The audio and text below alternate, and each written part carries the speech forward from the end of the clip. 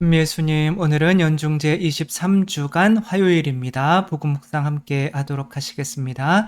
성부와 성자와 성령의 이름으로 아멘. 오늘 복음 말씀은 예수님께서 12 사도 72 제자가 있었죠. 12 사도를 지명하시기 위해서 밤새 산에서 기도하고 내려와서 12 사도를 이렇게 뽑으시는 내용인 거죠. 정말 사도들을 뽑으시는데 아버지의 뜻을 물어보는 거죠. 내 뜻대로 뽑는 것이 아니라, 전에도 여러 번 말씀드린 적은 있는데, 아무튼 그 의미가 무엇인지 다시 한번 묵상해 보도록 하겠습니다. 루카가 전한 거룩한 복음입니다. 그 무렵 예수님께서는 기도하시려고 산으로 나가시어 밤을 새우며 하느님께 기도하셨다. 그리고 날이 새자 제자들을 부르시어 그들 가운데에서 12를 뽑으셨다. 그들을 사도라고도 부르셨는데 그들은 베드로라고 이름을 지어주신 시몬, 그의 동생 안드레아, 그리고 야고보, 요한, 필리포, 바르톨로메오, 마테오, 토마스, 알페오의 아들 야고보, 열혈당원이라고 불리는 시몬, 야고보의 아들 유다, 또 배신자가 된 유다 이스카리옷이다. 예수님께서 그들과 함께 산에서 내려가 평지에 서시니 그분의 제자들이 많은 군중을 이루고 온 유다와 예루살렘 그리고 띠로와 시돈의 해안 지방에서 온 백성이 큰 무리를 이루고 있었다. 그들은 예수님의 말씀도 듣고 질병도 고치려고 온 사람들이었다. 그리하여 더러운 영들에게 시달리는 이들도 낫게 되었다. 군중은 모두 예수님께 손을 대려고 애를 썼다. 그분에게서 힘이 나와 모든 사람을 고쳐주었기 때문이다. 주님의 말씀입니다. 그리스도님 찬미합니다. 오늘 복음에서 예수님께서 제자들을 이제 뽑으셨는데 예수님께서 뽑으신 거기는 하지만 하느님께 밤새 기도하신 게 더 중요한 거죠. 그렇죠? 그래서 이 제자들을 예수님께서 뽑으신 거기는 하지만 아버지께서 나에게 맡겨주신 사람들, 이런 표현을 많이 쓰시거든요. 그래서 정말 우리의 관계가 내가 만난 사람들, 내가 결혼하려고 해서 만난, 내가 선택한 사람, 이런 관계들은 사실은 내 마음만 바뀌면은 굉장히 풍전등화 같은 아슬아슬한 관계가 되잖아요. 그런데 하느님께서 나에게 맡겨주신 관계, 이게 형제나 정말 부모님과 자식과의 관계나 또 우리가 혼인할 때 하느님께서 이렇게 맺어주실 때 하느님이 맺어주셨구나, 이런 믿음이 있다면 더 오래 갈 수밖에 없는 거죠.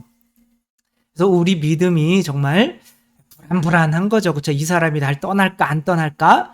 그런 불안한 마음을 가지고 산다는 거는 어떻게 보면 내 관계의 주체가 나인 거죠. 그 관계를 보호해주는 하느님이 계시지가 않기 때문에 사실 나도 불안한 관계, 이 사람이 나한테 떠나가면 어떡하나? 이렇게 의심하고, 그쵸? 막 의처증 생기고, 그러면 또 그런 일이 일어나죠. 그쵸? 그래서 그냥, 이렇게 우리의 관계가, 마치 이렇게, 제가 집에 들어가서 어머니하고 사이가 그래서 말다툼을 했다고 하더라도, 어머니가 나를 앞으로 미워하면 어떡하나, 앞으로 막 그런 생각을 안 하잖아요. 그쵸? 당연히 사랑할 거를 아니까 마음이 편하잖아요. 그러니까 우리들 관계 안에서 정말 이 사람이 날 떠나가면 어떡하지? 이런 불안감 없이 살아가기 위해서는 정말 우리의 관계에 예수님께서 이 하나의 제자들을 만들기 위해서도 밤새 하느님한테 그 뜻을 물어보았다라고 하는 이것을 잊지 않아야겠죠. 우리는 누군가 결혼하기 위해서 혹은 누군가 좋은 관계를 맺기 위해서 밤새 이 사람이 하느님께서 나에게 맺어주신 관계가 맞습니까? 라고 밤새, 우리 대부분 그 정도는 기도하죠. 그렇죠? 예수님도 하셨으니까. 거의 안 하죠. 그렇죠? 저도 안 하는 것 같은데. 아무튼 그런 예수님의 어떤 모범을 우리가 본받아야 되지 않을까. 닥터 지바고라고 하는 책 다 읽어보셨죠? 이건 뭐 너무 명작이니까 저도 안 읽었어요. 뭐 이거 엄청 두꺼운 것 같아. 그래서 이제 설명 나온 것들을 이렇게 보고 뭐 영화도 사실은 본 적이 없지만 이제 나름대로 다 본 것처럼 이제 한번 설명을 해볼게요. 그래서 이제 요게 이제 약간 조금 복잡한 인 거죠. 여기 이제 닥터 지바고하고 요 자매님이 이제 라라라고 하는 자매님인데 내연 관계예요. 이제 그 사랑을 그린 건데 그 주위에 또 여러 가지 일들이 있죠. 그쵸? 요거는 이제 뮤지컬 닥터 지바고에 요거를 잘 인물 관계도를 잘 그려놨기 때문에 요 중간에 제가 끼면서 한번 설명을 해드리도록 하겠습니다. 일단 유리라고 불리기도 하고 지바고라고도 하는 이 사람이 있어요. 이 사람이 이제 주인공인데 부모님이 어렸을 때 다 돌아가셔서 어디에 키워주냐면 친척집인 알렉산드로라고 하는 분에게 맡겨져요. 근데 이 알렉산드로는 이제 농주였어. 농주 굉장히 부자죠. 그쵸? 그래가지고 나라에서도 엄청나게 이제 부잣집에서 이렇게 있었고 거기에 딸인 이제 토냐와 이제 결혼 약속을 하게 되죠. 또 유리도 집하고도 머리가 좋으니까 그래서 모스코바 대학에 나와서 굉장히 이제 상류층의 어떤 이런 것을 즐기는 사람들이었죠. 근데 이제 요때가 이제 1차 세계대전 그리고 볼셰비키 이 공산주의 혁명이 있었죠. 이제 그런 일들이 이제 벌어질 때 그것을 상징적으로 쓴 거라고 하더라고요. 그래서 이게 이제 그 소련에서는 그 바로 출판이 안 되고 금서였다고 이렇게 하더라고요. 그러니까 그런 거를 빗댄 거죠. 그렇죠? 그래서 이제 이 사람은 이제 토냐는 어떤 귀족을 대표하는 그때 이제 농민은 그 가난한 사람들 프롤레타리아 공산주의가 그런 거잖아요. 그렇죠? 그러니까 이제 이거 토냐라고 하는 이제 그때 당시로는 이제 귀족들 부르주아 프랑스 쪽에서 그렇게 얘기하는 거죠. 뭐 지바고도 이제 거기에 속하게 된 거죠. 이제 라라라고 하는 여자가 있는데 이 여자는 그냥 평민 출신 이라 이 사람은 어떤 개혁을 볼셰비키 혁명과 같은 개혁을 바라는 사람이에요. 근데 이 엄마를 좋아했던 사람인지 아무튼 엄마와 내연 관계에 있었던 사람인지가 완전히 인간이 아닌 코마로프스키 그냥 꼬마로프 이놈이 이 라라 딸까지도 이제 유린을 하죠. 그래서 욕망의 대상으로 두 명씩 나와 있지만 이 사람들은 번갈아 가면서 하는 거기 때문에 그냥 한 사람이라고 보시면 돼요. 이렇게 뭉쳐 있으면. 그래서 이 라라를 막 그러는데 이제 이 라라가 귀족 파티에 이제 갔는데 이 코마로프스키가 또 찾아와서 자기를 막 추행하고 있어가지고 미리 준비해 온 총으로 이놈을 쏴버려요. 그때 이제 지바고가 의사니까 가서 막 치료해 주는데 라라가 왠지 끌리는 거예요. 뭔가 이렇게 자신감 있고 지금까지는 지바고는 남의 귀족집에 들어와서 키워줬죠. 딸도 줬죠. 물론 토냐가 훨씬 이쁘고 사랑스럽기는 하지만 뭔가 이렇게 그냥 이렇게 눌려 사는 느낌인데 이 라라는 그냥 자기가 어떤 이게 이제 혁명을 대표하는 사람인 거죠. 라라는 볼셰비키 혁명. 가난한 사람 이렇게 자기를 억누르는 사람을 총으로 쏴 죽일 수도 있는. 근데 코마로프스키가 이제 죽진 않고 근데 이제 치료를 해주고 이런 추행한 것이 드러나고 싶지 않으니까 이 코마로프스키는 이거를 이제 그냥 없던 일로 하죠. 근데 이제 이 라라도 이제 친구가 있었는데 파샤라고 하는 이 사람과 이제 혼인을 하게 되는데 이 사람은 전통 체제를 이렇게 좋아하는 사람이 아주 전통적인 사람. 그러니까 볼셰비키 혁명 이전의 이 체계를 좋아하는 사람을 상징하는 거죠. 근데 이제 라라가 너 왜 총 쐈어? 그러니까 저 인간이 나 어렸을 때부터 계속 추행한 놈이야. 막 그러니까 나는 너같이 불결한 애랑은 살 수가 없겠다라고 하면서 그때 1차 세계대전이 터져요.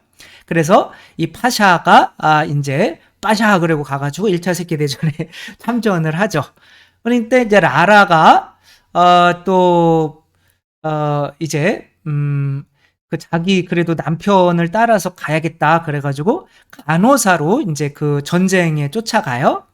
근데 전쟁에 갔는데 이제 지바고도 의사로 이제 참전을 하죠. 근데 이제 파샤는 죽었다는 소문이 들리고 거기 같이 이제 의사와 간호사로 또 만나게 돼요. 그러니까 운명적인 만남인 거죠. 그래가지고 죽었다는데 뭐 어떡해요? 그래서 이 둘은 전쟁터에서 사랑을 꽃피우게 되죠. 못된 놈이구만. 아무튼 이제 그러다가 이제 전쟁이 끝나서 이제 뭐 자기들은 이제 또 귀족의 삶으로 돌아와야 하니까 이제 돌아온 거죠. 근데 그 지바고가 돌아왔을 때 이 지바고가 이제 그때 뭐가 일어나느냐면 볼셰비키 혁명, 이제 가난한 사람들이 득세하는 이제 그 사람들이 막 지주나 어떤 지식층을 막 죽이고 그랬잖아요. 거기에 숙청 대상으로 요 집안이 다 올라간 거예요. 요 집안이 다 숙청 대상으로 된 거죠. 그래가지고 어쩔 수 없이 이제 시골에 가서 숨어 살아야 되는데 그 가족을 데리고 이제 시골로 가서 그 숨어 사는데 거기 또 누가 있겠어요? 라라가 또 거기 사서로 도서관에서 일하고 있는 거예요. 그러니까 가끔 이제 또 이건 운명이다. 이 소비에트가 얼마나 커요. 그렇죠? 거기에서 이 시골에서 우리가 만날 수 있고 전쟁터에서 만날 수 있는 거는 운명이다. 그러며 지바고는 이 라라와 함께 랄라라랄라를 한단 말이에요. 그러니까 이런 상황인데 또 어떤 놈이 또 오냐면 코마로프스키 이놈이 또 와가지고 지바고한테 거짓말을 해요. 사실 파샤는 이제 볼셰비키 혁명이 있고 혁명 당원들한테 이제 구체제를 좋아하는 사람이니까 총살 당했다. 그리고 그 부인인 라라도 지금 위험하다. 여기 있으면 나와 함께 극동 쪽으로 내가 가야 된다. 얘 생명을 구하기 위해서. 그러니까 지바고가 고민하는데 토냐가 어떻게 하냐면 아기를 임신해요. 그래서 나는 이제 본 가정으로 돌아와야겠다라고 하면서 이제 그러면 이제 라라를 이제 그렇게 그런 상황에서 이제 지바고가 이거 내용이 어떻게 되는 거지? 아무튼 그렇게 그러면서 이제 또 라라 지바고가 또 나중에 어디 잡혀갔다가 이제 돌아와요. 그때 토냐가 라라하고 둘이 도망쳤구나 막 그런 생각하고 토냐는 원래 프랑스에서 유학하던 사람이었거든요. 그래서 아기를 데리고 어떻게 했냐면 프랑스로 가버려요. 프랑스로 가면서 이런 글을 쓰죠. 이 끝없는 모든 이별과 시련과 한 치 앞도 모르는 상황, 한 치 앞도 모르는 거죠. 이게 풍전등화인 거죠. 정말 이놈의 남편 사랑하기는 하지만 그리고 당신의 모든 기나긴 어두운 길에 앞서 당신에게 축복의 성호를 긋게 해줘. 모든 일이든 당신을 원망하지 않아 탓할 것도 없어. 당신이 원하는 대로 당신의 삶을 꾸려. 오 여보 내 사랑 나의 남편 내 아이들의 아버지 대체 이게 다 뭘까? 우리는 결코 다시는 만나지 못할 거야. 그러며 프랑스로 떠나고 실제로는 이제 만나지 못하게 되어버리죠. 그러니까 어떻게 되냐면 이제 누구만 이제 좋은 거예요. 좋은 건 아니지만 이제 지바고가 이제 누구와 이제 다시 이제 둘이 시골에서 살게 되냐면 라라와 살게 돼요. 그때 코마로프스키가 찾아온 거죠. 아까 코마로프스키가 찾아왔다고 하는 거는 잊어주시기 바래요. 지금 이제 찾아오는데 이제 코마로프스키가 뭐라고 그러냐면 그래서 파샤가 이제 그렇게 볼셰비키 혁명 당원들한테 이제 그래서 총살당했다. 라라도 이제 그렇게 될 거다. 빨리 나랑 극동지방으로 보내달라 그래서 사랑하니까 어떻게 해요? 떠나 보내죠. 그러고 나서 그래서 유리 지바고는 라라는 그래서 이제 코마로프스키랑 어쩔 수 없이 둘이 살게 돼요. 그리고 유리 지바고는 또 이제 혼자 어디로 가냐면 다시 모스크바로 와서 마리나라고 하는 여기는 안 나오지만 여자와 사는 거야. 와 잘 살게 되는데 이제 몸이 안 좋아져서 뭐 이제 기차역에서 라라가 이제 걸어가고 있는 게 보이는 거예요. 그래서 막 쫓아가다가 이제 죽어요. 그렇게 라라도 못 만나고 지바고는 죽죠. 이제 마지막에 그러니까 유리 지바고가 왜 볼셰비키 혁명 거기에서 살아남을 수 있었냐면 그 이복 형이 바로 이제 볼셰비키 혁명 당원의 어떤 간부예요. 고위직 간부라 이제 커버를 해준 거죠. 그러니까 이제 그 지바고도 죽고 뭐 다 죽고 하고 있는데 어느 날 수력 발전소에서 이렇게 내 유리 집하고 내 이복 남동생이 가지고 있었던 그 어떤 소중하게 여기는 물건을 가지고 있는 걸 봐요. 그리고 또 얼굴도 비슷하고 그래서 이거 분명히 얘 딸일 것 같은데? 라고 물어봐요. 그러면 이제 얘는 누구 딸인지 알고 있는 거예요. 코마로프스키의 딸인 줄 알고 있는 거죠, 본인이. 그런데 이렇게 물어봐요. 어떻게 아버지와 헤어지게 됐느냐? 티나가 이제 걔는 타냐인가 봐요. 울먹이며 이렇게 대답해요. 사실은 불길 속에서 아버지가 내 손을 놔버렸어요. 근데 그 장군은 잠깐 생각하더니 이렇게 얘기를 하는 거죠. 내가 아버지라고 생각했던 꼬마로프 스키는 욕한 거 아니에요? 너의 친아버지가 아니다. 너의 친아버지는 닥터 지바고다. 그러니까 떠나보낼 때 임신하고 있었던 거죠. 진짜 아버지라면 불길 속에서도 자녀의 손을 놓지 않는 법이다. 아버지란 존재란 그런 것이다. 언제 어떤 상황을 만나더라도 우리의 손을 놓지 않는 분이 아버지다. 그러니까 이건 뭘 의미한 걸까요? 그 이전의 모든 관계들이 다 어떻게 돼요? 상황, 뭐 불이 났어. 그러면 뭐 놓아버리지 뭐. 또 이렇게 상황이 좋아졌어. 그러면은 만나지 뭐. 이건 운명이다. 그런데 다 상황 탓하는 거예요. 이런 상황 너도 한번 대봐라. 나처럼 헤어질 수밖에 없지. 이런 상황 대봐라. 너도 바람날 수밖에 없지. 뭐 이런 거죠. 다 정당화하는 거죠. 사랑이라는 게. 근데 여기서 뭐를 좀 비꼬려고 하는 거냐면 아빠와 딸과의 관계는 이제 아빠가 누군지도 모르지만 만약에 너의 손을 그 관계를 그런 환경 때문에 손이 뜨거워지는 이 환경 때문에 놓아버렸다면 그건 진짜 아빠가 아니야. 또 어떤 더 이렇게 풍전등화처럼 꺼지는 상황에 따라서 꺼지는 그런 관계가 아니라 하늘이 맺어준 관계. 내가 뭐 이런 딸 뭐 낳으려고 낳나요? 낳는데 그냥 하늘이 맺어줘서 내 딸로 맺어줬기 때문에 내가 그 아버지, 그 맺어준 분 때문에 사랑해야 되니까 그렇게 사랑하게 되는 거잖아요. 그쵸? 그러니까 그런 사랑이 더 끈끈하다는 거죠. 그러니까 모두가 다, 토냐는, 이제 하느님이 맺어줬다고 생각하지 않고, 너 라라랑 잘 지내봐. 그리고 애들 데리고 프랑스로 가버려요.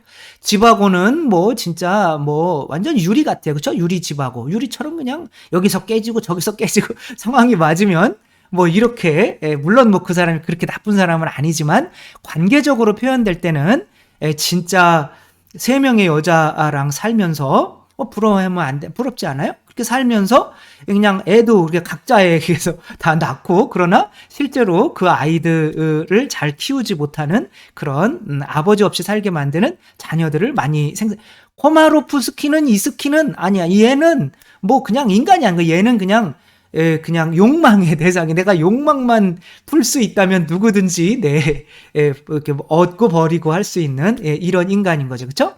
그 다음에 이 나중에 스트렐리니코프라고 이름을 바꿔요. 왜냐면 숨어 다녀야 되니까.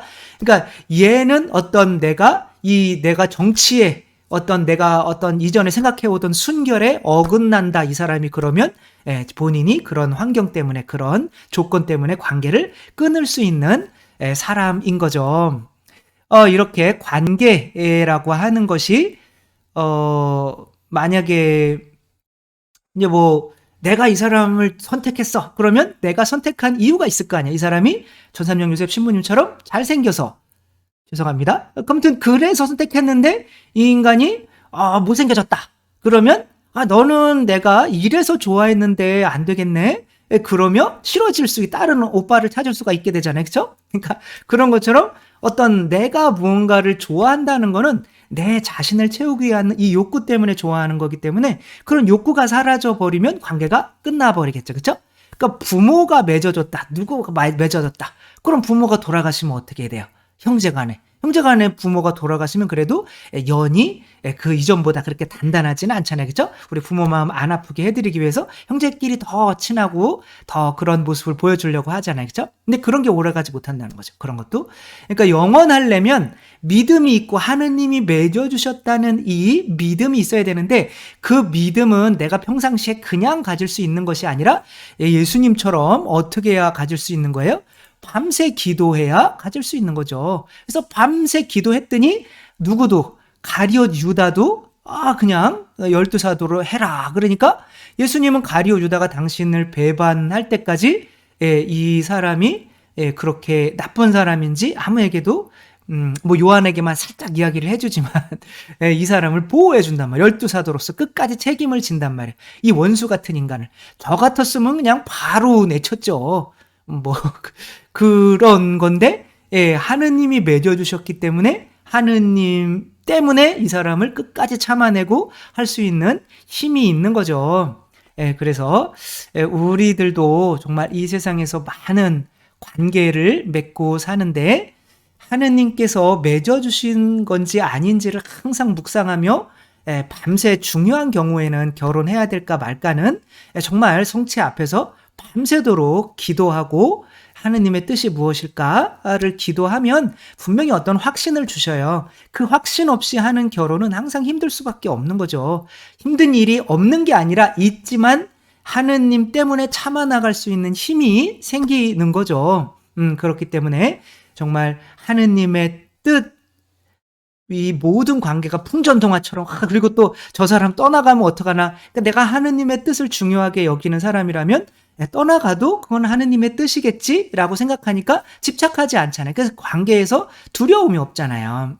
그렇게 우리들이 이제는 내 뜻 혹은 다른 사람의 뜻이 아니라 하느님의 뜻인지 이 관계가 항상 예수님께서 제자들을 뽑으실 때도 밤새 기도하셨다는 거 잊지 않고 우리들도 우리 마음대로 어떤 관계를 정하고 내 좋을 대로 하는 맺고 끊고 하는 것이 아니라, 그러니까 얼마 전에 누구한테 제가 물어보더라고요. 그래서 당신이 관계 맺는 사람들은 과연 몇 년 동안이나 맺어 오셨습니까? 제가 계속 그렇게 만나는 분들은 적어도 10년 이상 되신 분들이에요. 뭐 자주 만나진 않아도 뭐 한 달에 한 번이 제일 자주 만나는 거긴 하지만 뭐 2달, 3달 뭐 이렇게 하더라도 꾸준히 계속 만나는 분들이거든요. 그리고 아무튼 그런 게 바로 어떤 이렇게 이렇게 저는 항상 생각을 하거든요. 하느님께서 맺어주신 건가? 그렇다면 서로 간에 또 뭔가 발전이 있고 그렇게 된다면 하느님께서 맺어주신 관계가 맞겠구나 생각하면 이제 모든 걸 또 참아 나갈 수가 있는 거고, 또 그분도 그렇게 믿으면 저의 모든 거를 참아 나갈 수 있으면서 정말 오랜 친구들이 될 수가 있는 거죠. 우리의 관계, 내 뜻이 아니라 하느님의 뜻에 의해서 맺어지는 관계가 돼서 풍전등화처럼 막 바람 부는데 꺼지는 촛불처럼 우리 관계 어떻게 이런 두려움에서 살지 않고 정말 친밀감 있는 깊이 있는 관계들을 맺을 수 있었으면 좋겠습니다. 주님께서 여러분과 함께 전능하신 천주 성부와 성자와 성령께서는 여기 모인 모든 이에게 축복을 내리시어 길이 머물게 하소서. 주님과 함께 가서 복음을 전합시다. 하느님 감사합니다. 성부와 성자와 성령의 이름으로 아멘. 감사합니다. 사랑합니다.